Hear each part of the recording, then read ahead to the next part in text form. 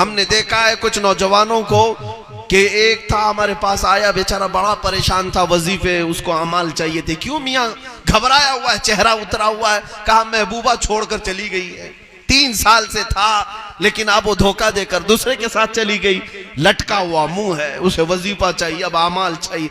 1 2 नहीं, 10 ऐसे हैं, 10 ऐसे हैं। कुछ खुदकुशी में चले गए और कुछ तो बेचारे शेर व शायरी में लग गए कि माशूका चली गई, छूट गई। अब उनके मोबाइल के स्टेटस वही हैं, उनके मैसेजेस भी वही हैं, उनका दर्द यही बोल रहा है कि सनम बेवफा छोड़कर चली गई। ए नादान, तूने दुनिया की ऐसी महबूबा पर दिल क्यों लगाया जो आज तेरे साथ है कल किसी और के साथ है। काश उस गुंबदे खजरा के मकी के हाथ में दिल दिया होता। वो ताजदार मदीना इतना गयूर है कि दुनिया में आखिरी सांस तक तेरा हाथ नहीं छोड़ता, बल्कि कब्र में पहुंचे तो वहां भी आए, हश्र में पहुंचे तो वहां भी आए, यहां तक कि पुल सिरात पर गुजरना हो तो वहां भी तेरा हाथ नहीं छोड़ता। हाथ दो तो उस बारगाह में दे दो। हुजूर नबी मुकर्रम सल्लल्लाहु ताला अलैहि वसल्लम की तरफ अपने आप को सुपुर्द कर दो। मेरे अजीजों, फाजिल बरेलवी ने यही तो कहा था, उन्हें जाना उन्हें माना, न रखा गैर से का, लिल्लाहिल हम्द में दुनिया से मुसलमान गया।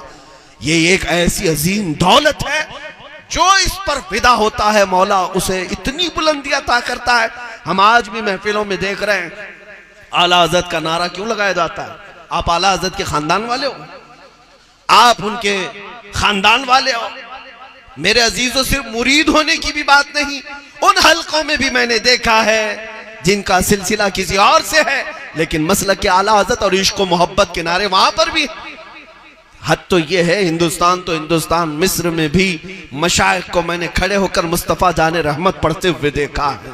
आखिर वो कौन सी दौलत थी कि 100 साल गुजरने के बाद भी उस इमाम अहमद रजा को आज तक महफिलों से भुलाया नहीं जा सका, हमारी बज़्मों की रौनक से उन्हें हटाया नहीं जा सका। वो एक ही दौलत है मेरे अजीजों, उस इमाम अहमद रजा ने पूरी जिंदगी भर ना अपने बाप के किस्से गाए, ना अपने दादा के कसीदे पढ़े, बल्कि जब भी कलम उठाता था तो कहता था, सरवर कहूं कि मालिक व मौला कहूं तुझे, बाग़े खलील का गुले ज़ैबा कहूं तुझे।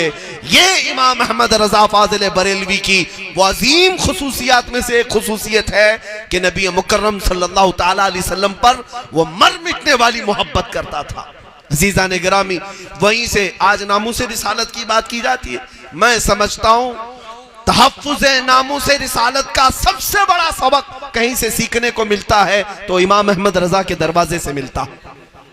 पूरी जिंदगी आप देखें, अरे मियाँ उन्होंने इतनी चीज भी बर्दाश्त नहीं की कि अगर कोई कह दे रसूल पाक सल्लल्लाहु अलैहि वसल्लम का जुब्बा मैला हो गया था, ये भी मेरे आला हज़रत ने बर्दाश्त नहीं किया। मैले तो कपड़े होते ही है ना, ये फितरी बात है, 2 दिन पहनोगे मैले होंगे, लेकिन आला हज़रत ने फरमाया रसूलुल्लाह के लिबास को ये भी ना कहा जाए कि मैला हो गया, बल्कि यूं कहा जाए कि गर्दो गुबार ने उनके वो जुब्बे के बोसे लेना शुरू किए, गर्दो गुबार ने उनके लिबास को बोसे लिए। यह अदब है बारगाह रिसालत का। वो इतनी चीज भी मेरे मुस्तफा करीम की बारगाह में बर्दाश्त नहीं करते थे।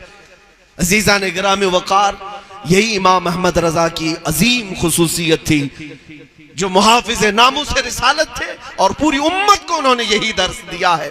आज मैं अपनी गुफ्तगू के खुलासे में सिर्फ इतना ही कहना चाहूंगा, आज ले उनकी पनाह, आज मदद मांग उनसे, फिर ना मानेंगे क़यामत में अगर मान गया।